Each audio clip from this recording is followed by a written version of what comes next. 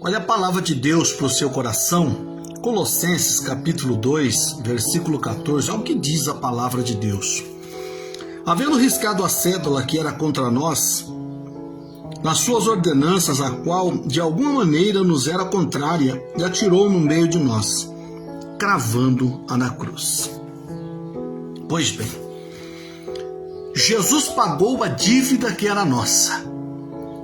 Então nós não devemos mais nada para o acusador, que era Satanás. Nós não devemos mais.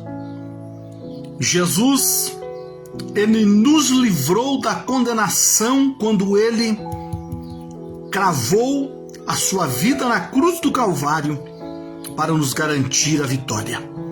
Só que tem um porém.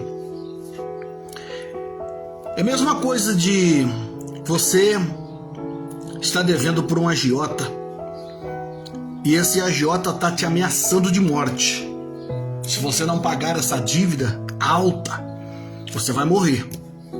Infelizmente morre, porque a agiota mata. Só que alguém se compadece de você e diz: não, eu vou pagar a dívida dele. E Jesus foi essa pessoa que se compadeceu e pagou a dívida de toda a humanidade. Não foi só minha nem sua, foi de toda a humanidade. Então nós não devemos mais nada para Satanás. Só que tem um porém. Quando alguém paga a sua dívida com a agiota, é claro que essa pessoa não vai querer que você vá lá e faça uma outra dívida, porque senão você vai ficar devendo para ele novamente. É a mesma coisa, Jesus pagou a nossa dívida. Só que o ser humano tem um livre-arbítrio. Infelizmente, o ser humano ainda escolhe fazer novas dívidas. Ele peca, continua pecando e depois se encontra isolado, porque a Bíblia diz que o salário do pecado é a morte. Talvez ele não esteja falando de uma morte física, mas de uma morte espiritual. E o que tem de pessoas que estão morrendo espiritualmente?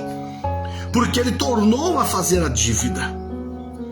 A Bíblia diz, Romanos, carta de Paulo a Romano, ele diz assim, agora, portanto, nenhuma condenação há para os que estão em Cristo Jesus e que não andam segundo a carne, mas segundo o Espírito. A dívida foi paga, mas nós precisamos fazer a nossa parte. Quando Jesus perdoou o pecado daquela mulher que foi pega no ato de adultério, ele diz, vai em paz e não peques mais. Então há uma condição para que nós não venhamos morrer e a nossa alma ser condenada no inferno. Nós precisamos fazer por onde valorizar o sacrifício que alguém fez para pagar a dívida que era nossa. Pense nisto. E se você pecou, existe um advogado, Jesus. Ele vai ser seu advogado, desde que você se arrependa dos seus pecados.